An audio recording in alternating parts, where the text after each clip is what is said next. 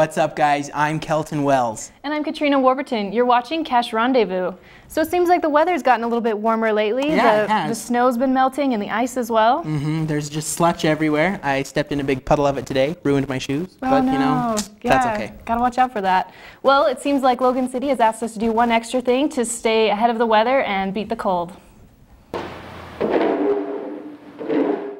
With our bitter cold winter, you're probably shoveling snow and spreading ice melt a little more than last year. But now the city is asking for one more winter precaution to keep your pipes from freezing. You can see the damage caused by the ice. There's been about 175 freeze-ups in Logan City alone within the last about 2 weeks. We just had that long cold spell that's been freezing, you know, and it's just been below zero too long. One thing you can do to keep your pipes from freezing is to keep one faucet on in your house with water coming out the width of a pencil. We've asked the residents, as long as everybody in Cache Valley has asked residents to run some water, called a let run, so that the water will run in the pipes and not sit there and freeze up. Also, if you're planning on going on vacation somewhere, make sure to not turn your heat off all the way. Stanley Kane, Director of Facilities Operations, also agrees to let one faucet drip to avoid freezing pipes, and had some good news to share as well. I think the worst is over. You know, we're getting towards the end of January, and historically, the winter inversions in February aren't as long-lived as the last one was this month in January, which was too long. I think we were all tired of it. Katrina Warburton, Cache Rendezvous. Logan City, according to Logan City, it will cost about $10 extra in your water bill to keep one faucet running, but it's a whole lot easier than fixing frozen pipes and going without hot water for up to a month. All this snow we've had lately has created an opportunity for a unique winter activity, an on-campus snowman gallery and competition. People flocked to the Alumni House Tuesday night to socialize, listen to some live entertainment, eat free donuts and hot chocolate, and most of all, walk around to the Snowman Gallery and vote for their favorite. Each of the 23 snowmen were made by student groups. Fraternities and sororities, the ambassadors, and the honors program all built their best version of Frosty. The members of these groups worked to create some unique, funny, and cold little snow people. We had groups setting This is up the at first certain year times the alumni throughout student has put on the snowman. We had groups setting up at certain times throughout the day, you know, give things a good flow, and then they just set up their stuff. And it got more competitive as more people came and saw what other people had brought, and so people were running and, you know, coming back, but they all turned out amazing. This is the first year the student alumni has put on the Snowman Gallery, but they hope to make it an annual event. The College of Agriculture spiced things up this weekend with their annual chili cook-off. Rendezvous' Tamara Bradley went to get the details on this tasty tradition. The aroma of beans, meat, and cornbread floated through the junction Saturday night, where the College of Agriculture named this year's winners of its 6th annual chili cook-off. We had 14 people as contestants. They did non-traditional, traditional, or departmental categories that they competed in. The first place goes to Garrett Shoup. Sophomore Garrett Shoup won first place in the traditional category using a family recipe. My dad started making chili when I was a kid, and I just kind of took it from him and kind of tweaked it a little bit and perfected it kind of what I liked. So you may be wondering, what is it that goes into a winning bowl of chili? The secret ingredient is to use sugar. Kind of makes it sweet, and I put a little bit of like powdered peppers in it to make it spicy. So I just called it Garrett's Legendary Chili because it's just cool. Michael Bishop took home a gold slow cooker after winning the departmental category with a more surprising recipe, including animal parts. It's called cadaverilli. It's cadaver chili. The ingredients, you could use any type of lean meat off of a fresh cadaver. There are all types of body parts that work great in cadaver chili. And from the gallbladder, just make sure you empty out the bile and the kidneys and whatnot. But Bishop said he left out those ingredients to appeal to the majority of people there. So it was no roadkill. It was actually 97% ground beef and kidney beans and garlic. It turned out pretty good. So the next time you eat a bowl of chili, you might want to find out what the ingredients are first. Tamara Bradley, Cash Rendezvous. You know, I'm not the biggest fan of chili, but after watching that, it looks pretty good. You know, I've always been more of a fan of the cornbread than the chili itself, so if there was cornbread there last night, I should have checked it out. That does sound good. When a YouTube prankster came to Utah State, he got a little more than he bargained for. From holding random people's hands to the classic game of Guess Who. Guess Who? The prank videos made by Andrew Hales have made him a YouTube sensation. Oh my gosh, I don't know. His videos, which are filmed primarily on the campuses of UVU and BYU, have a combined viewing total of over 50 million views. So with all the success Andrew has been having on other college campuses in Utah, he made the trip to Utah State for his latest prank. But it was here, just outside the field house, that Andrew's prank got a reaction he wasn't expecting. My phone died. Can I borrow your phone? It's this random guy that just asked if he could use my phone. I just think, like, what the heck? This guy's running off with my phone. So I chased him. No, dude. I knew he was mad, running away. He like muttered something like, "Oh, I'm gonna kill you," and like I knew he was chasing me, and so I was like, "Oh, good. This is gonna be a good shot." I'm just kidding. Oh! Dude, no, I'm kidding, dude. That's not cool. I beat the crap out of people like that. I wanted to punch him just for the fact, like, he ran off with my phone or something wasn't his, you know? No, dude, we're doing a prank, dude. That was perfect, by the way. I just got punked. That's what I was thinking. It's like, oh gosh. Well, yeah, we're probably not going to do that prank anymore. Like, we wouldn't want to get tackled any more than that, or like get hurt anymore and stuff like that. So the joke's kind of over now. Yeah. Aaron Griffiths, Cash Rendezvous. No, dude. I'm just kidding. Oh! Wow.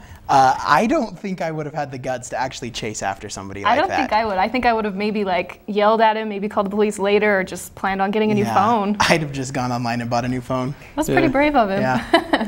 Coming up after the break, get ready to geek out as a new store opens up. And we'll show you some students who took dancing to a whole new level. Well, it's gotten a bit warmer the past couple days, warm enough to have our Randall Henry live outside. Randall, is it warm enough out there for you? No. I don't know where you're getting this warm stuff. I mean, it could be maybe 30 degrees out here, but it is not warm enough to be outside. Yeah, so as you can see, the snow's still here. It might be melting a little bit because we're currently like at 33. Not right now 33, but that was our high for the day. We're going to get down to 20 tonight, and it's going to start cooling off over the next little bit. Tomorrow's high is going to be around, 29 degrees, and the low is going to be 13 at night. Now that's 13, it's pretty cold. The day after is Sunday, and it's going to be 26. So as you can see, we're keeping going down in temperature. The low is also going to be 13.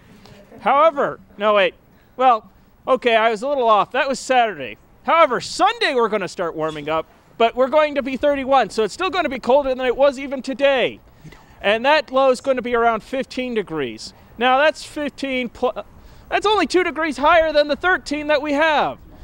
The day after that, we've got 31 degrees again with a low of 19 degrees. We're finally starting to go back up, but I don't think that that's going to last very long. Looks like later in that week we might even get some snow. Now, as for what been some really bad roads recently, and well, they haven't gotten much better. They're a little drier, but we still got black ice patching. But so that's your weather for this week. Tune in next week with more ATV weather when you'll find out if we really ever will warm up. Thanks, Randall. A film crew hit Utah State's campus last week for one very specific reason. USU's use of Canvas. Film crews toured the Agricultural Science Building as they worked on a new commercial. The spot featured USU students on their own campus and focused on Utah State's use of the Canvas educational tool. Out of hundreds of choices, the crew brought their high-tech equipment to Logan in the middle of winter to record the commercial. We took a look around and felt like shooting in-state was a good idea.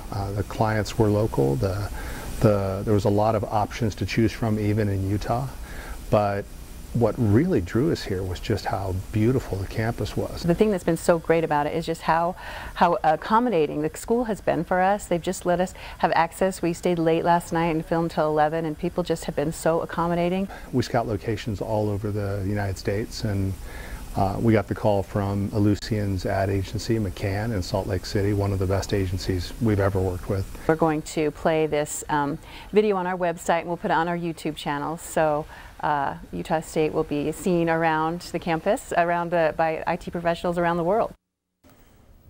USU used Blackboard in the past for online student-teacher interaction, and this is the first year USU is completely on Canvas. Heebie-Jeebies Game Store is not just for purchasing games. Victoria Carden went to find out why some people call it their home away from home. What used to be Phoenix Games is now called Heebie-Jeebies Comics and Games. I think that it's kind of been established before, you know, we took over. So a lot of people know it's here and they know what we sell. They mostly sell gaming products, like the one seen here. Aside from games, you know, we do comics. I'm really into comics, so, you know, if you like to read, we get a lot of people who come in here looking for board games. So, you know, we've got family games like that here too, and toys. Heebie-Jeebies Game Store has many things, including posters, action figures, games, cards, and more. But perhaps the best thing about Heebie-Jeebies is the devoted fans. Yeah, come at Many people are gathered here to play the card game Hide Judo.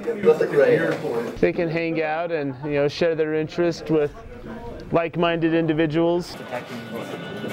Well, I've been playing card games since I was 8, so I've been coming here a lot ever since it was the older store. I like to come here because I have a lot of friends that play games, and I've always liked playing card games, so I come down here and enjoy the hobby with other people that like it too.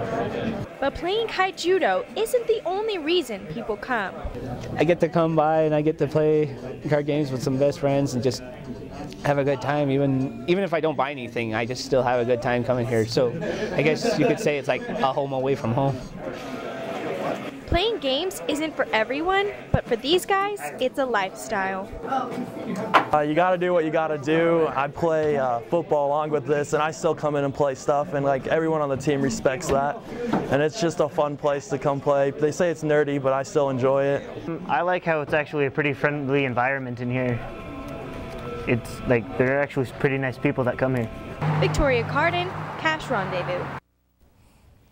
You know, I never really got that into comics, but I did try reading like Scott Pilgrim, and that comic book was super fun to read. Me either. I don't know. I watched like the X-Men cartoons when I was little, but that was about it. Those were fun, yeah. You've always wanted to be the kid at the party with those sweet dance moves. Well, those kids showed Cash Rendezvous' Eric Jungblut how to bust a move.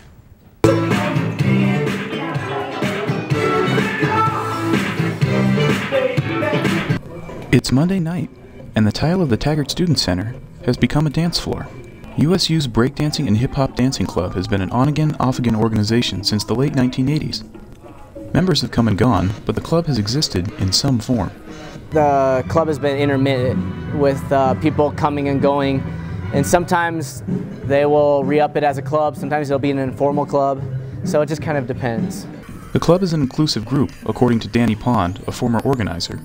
He said they are always willing to teach new members. People are always asking to learn, and we're always welcoming to them. Breakdancing can be tough, and it takes a lot of time to master. But with USU's Breakdancing Club, you could become as good as these guys.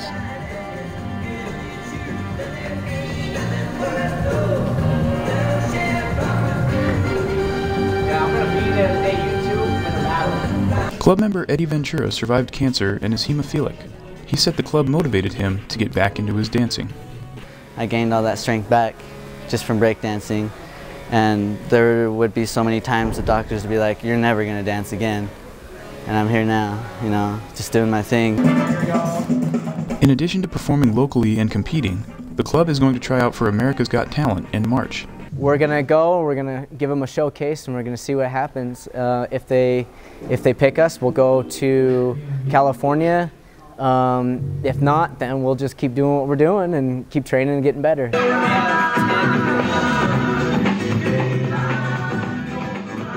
Eric Jungblatt, ATV News.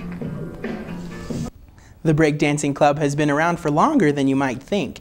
They spin and twist their way around the floors of the TSC and are always looking for new members. Well, we're wrapping up Cash Rendezvous, but you don't want to go away. That's right. We've got our brand new sports show, Kickin Cash Sports, coming up next. Yeah, we've got some new stuff to bring you, some features, some more in-depth stuff. Me and Jason are gonna, fill you in on all of your sports needs. Sounds great. Awesome. Yeah. We'll be right back. We've got a brand new show for you guys. It's the Kickin Cash Sports Show. I'm Jason Borba. And I'm Meredith Kinney. We've got some in-depth coverage of Aggie athletics and our own special take on things going on in the sports world. During Christmas break, Aggie Nation was rocked with news that head coach Gary Anderson had taken the job at Wisconsin. Courtney Robinson has the inside take. What's up, Courtney? Guys, well, Coach Anderson has left the building. He did go into Wisconsin, but he really was more than just a coach. I actually spoke with him about his big job and leaving Aggie Nation. Plays like this is what made last season so memorable under the leadership by Gary Anderson, as he turned the Aggies into a nationally ranked team, turning the program around in just 4 seasons, but then leaving for the head coaching position with Wisconsin. We spoke with Anderson via Skype about his new transition with the Badger program. Always going to be about the kids and getting those relationships. And, change is change, and our ability to be able to get involved with the kids' lives is the most important part. And so it's. For me, the things that are the same are the things that are best, and that's being around the kids every day. To Aggies, Anderson was more than just a coach. He personally called every single player and coach and told them about his upcoming move. I actually didn't believe it, to be honest. I was really understanding because, first off, Coach A had called all of us, and, he had told us the whole situation, and I completely understand because at the end of the day, it's not really football, it's a business, and you're doing things for your family. There was the exact moment, but for me it was you look at a lot of different things. You look at your family, you look at the direction of the program that you may have an opportunity to go to, and one of the biggest reasons for coming to Wisconsin was because there were so many similarities in what I believe in, and I would never go to a program that is not based on the kids. Coach A was more. He was a good head coach, football coach, but he also taught us, about life after football. What I learned from Coach A is just you got to keep working. Just never give up and never settle. Just keep working. After Anderson was introduced as head coach December 21st, some Aggies were a little bit concerned about what was next. I was at home. I thought it was going to be really awkward coming back. But Anderson wasn't. Coach Wells will do a great job, and I think he was he prepared? You always think you're prepared for a job, and I think he is. I think he's prepared. He understands the recruiting plan. Coach Matt Wells is the only coach since 1919 to actually play for the Aggies and then go on to coach them. Be fired up to be the next head football coach at Utah State University. It's definitely a dream come true. Courtney Robinson for me, ATV especially News. Being at my alma mater. Coach Anderson actually took about 4 Aggie staff members with him, and replacement coaches came from schools like BYU.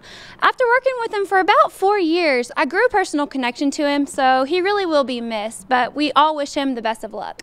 Back to y'all. That's right, Courtney. I can understand how he will be missed. Well, but a new conference and a new coach will set the Aggies up for an exciting season. Concussions have become a hot topic. The increase in sports participation, the fear of having to sit out, all are contributing to this dangerous phenomenon. Second down and 10.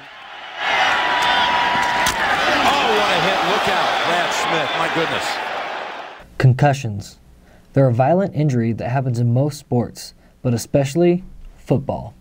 A concussion is best thought of as, I think, as a bruise of the brain. It's a result of a blow or a change of impact momentum to the brain so that the brain suffers some pressure against one of its outer surfaces.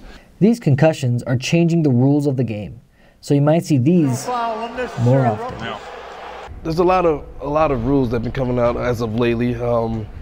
Face masks, you're supposed to keep away any helmet contact, period. You're supposed to keep away from. No spearing, and that's been a rule since I was a little kid. No leaving the ground, like targeting somebody, that's extremely bad. You can get a lot of concussion from that. New rule changes are making the game safer for the players. But football's a violent sport. And rule changes just aren't enough. That's why Mike Baer, Director of Equipment Operations at USU, told me that there has been a huge shift in helmet technology over the past 10 years. He explained that companies like Rydell have changed their approach to the way they make helmets. Face masks used to be attached at the top and at the sides, but with a face mask first impact, all the pressure would be delivered straight to the forehead. But now, Rydell only attaches their face masks on the sides, which means when you hit with your face mask first, all the pressure is dispersed into the rest of the helmet. Schutt has also included a new technology in their helmets. It's called Skydex. These blue cells absorb impact better than just foam, making contact less jarring for the players.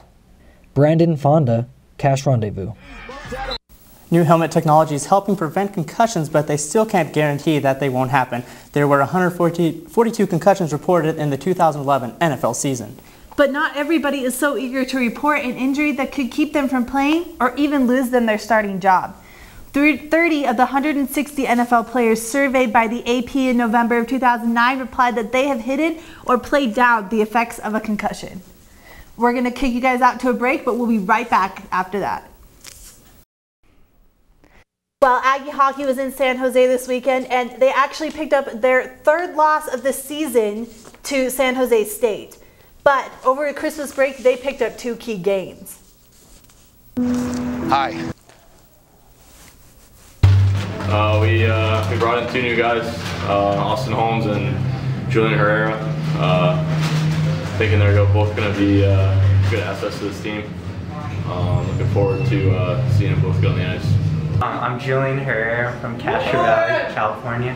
Last night was his first game in, and he came in and played very well. He came in the way that we were expecting him to, and he contributed very well. I'm fitting in good. I like all the guys. They're really nice. And yeah, they're a great group of guys, so it makes it easy to do well. Julian was always a little bit nervous, but a lot of the boys just love him. He's fitting right in. He's got some friends on the team that he played with from his juniors, and so it's been really good to have those, and you kind of relax. Austin Holmes from Provo, Utah. He's a Utah boy, played years ago for me. The Aggies lack goaltender depth as well, but Cache Valley native Taylor Flandro looks to fill that roster spot.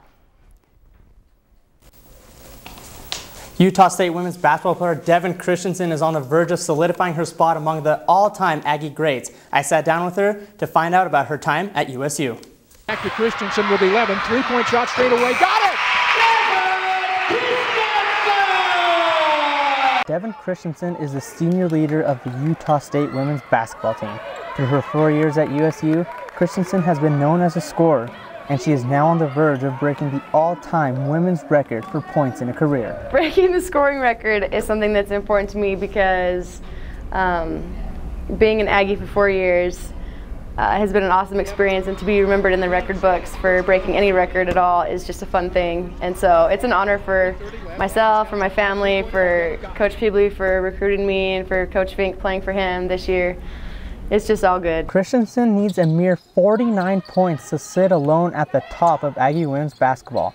Although she is so close to the record, Christensen has remained humble, putting the team's goals ahead of herself. Our goal as a team is to win the conference regular season and to win the conference tournament in Las Vegas and go to the NCAA tournament.